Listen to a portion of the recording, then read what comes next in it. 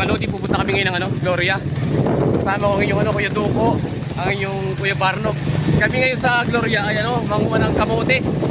Kahit anong kamote, kamuting kahoy kamuting bagin. Yan, punta tayo Gloria. Tatlo. Ay mga lodi, nandito kami ngayon sa Gloria Tambong. Ay rin palang kamutihan ng inyong Kuya Barnog. Ay naharbis na, wala na. Hindi alam kung sino humarbis. Ay ngayon mga lodi, papasyal natin isang lupa doon ng iyong Kuya Barnog. Saan ba kayo isang lupa maling sa inyon? Yan, pupunta natin mga lodi dito. Yan, kami magkasama dito. Mga lodi, kainitan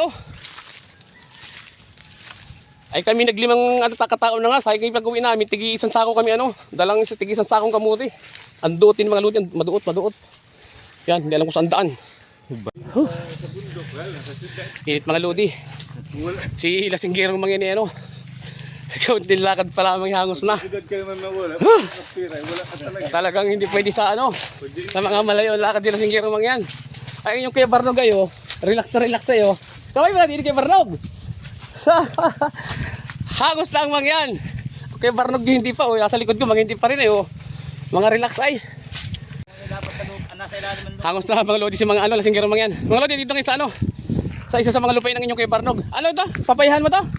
Yan mga lodi, papayahan ng inyong Kuya Barnog yan Papayahan. Yan may kalaki, may bunga na yan ilalim ng Paano harvest yan? Sa sudatan pa. O mga lodi, ang dami tanim ng Kuya Barnog nyo Yan, napakalawak yan. Ano yan? 3,000 3,000 yung 3,000 yan? Square meter. Malaki. Yan mga lodi, kami uuwi na. At kami walang nakuha ang kamote.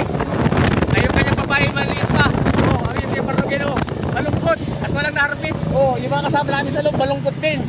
Ay hindi mangyari sa mga lodi. Ay di matagay na kami pagka-uwi. Ay malungkot kami yung Kuya Duko. Ay siya, matagay na kami pagka-uwi. Wala kayo malungkot.